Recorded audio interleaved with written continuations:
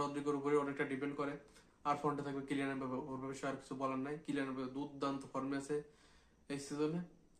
যদিও লাস্ট 2 ম্যাচে রিয়াল মাদ্রিদের কোনো গোল নাই, তবে এই সিজনও যা করতেছে সত্যি next to impossible if you think about ইট।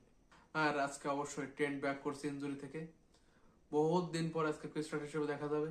ট্রেন্টের সাথে ফ্রন্টের যে কম্বিনেশনটা হবে, বিশেষ করে রদ্রিগোকে রাইট সাইডে খেলানো হচ্ছে রদ্রিগোকে, তো রদ্রিগোর সাথে ওর যে কম্বিনেশনটা হবে এটা দেখার বিষয়। আর ওর যে ক্রস গুলো যাবে বা যে লং পাস বলেন থ্রু পাস বলেন সেইগুলো কতটা এফেক্টিভ হয় সেটা হচ্ছে দেখার বিষয়। তবে আজকে আমার একটা ভয়ের বিষয়, কারণ এলসে এই সিজন লা লিগাতে যারা পজিশন গেমে সবচেয়ে মানে উৎকৃষ্ট দল তাদের ভিতরে এলসাও 3 নম্বরে আছে। ইভেন বার্সার সাথে তাদের ম্যাচটা তো বার্সাতে করা বেশি পরিমাণ বল পজিশনে রাখছিল, সেখান থেকে আপনি বুঝতেই পারতেছেন যে এলসে বল পজিশনে কতটা স্ট্রং।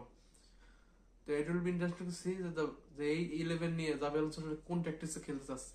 তবে আমার যতটুকু মনে হচ্ছে জাভি আলোনসো যেরকম লেভারকুজেনে খেলতো, যে একটা মনে করেন যে ছয়টা প্লেয়ারের একটা হেক্সাগন শেপ আকারে বলগুলো এক পাশে সবসময় রাখতো, ওই একটা হেক্সাগন পজিশনে রাখতো, আর একটা 6-7টা প্লেয়ার একটা ওভারফ্লো সৃষ্টি করতে একটা জায়গায়, ওইখান থেকে কুইক কাউন্টারে বা একটা ওভার দ্য টপ বল দিয়ে কাউন্টারে যাওয়া।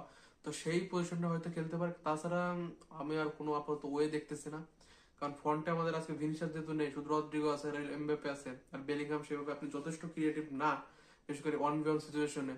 তো সেক্ষেত্রে ইন্টারেস্টিং টু সি দ্যাট এই টিম আজকে কি করে। বিশেষ করে আমরা লাস্ট 2 ম্যাচে আমরা কোনো গোল পাইনি, আমরা জিততেও পারিনি। তো এই ম্যাচে জেতার কোনো বিকল্প নাই, যেহেতু বার্সেলোনা আমাদের সাথে পয়েন্টে একদম সমানে সমান চলে এসেছে।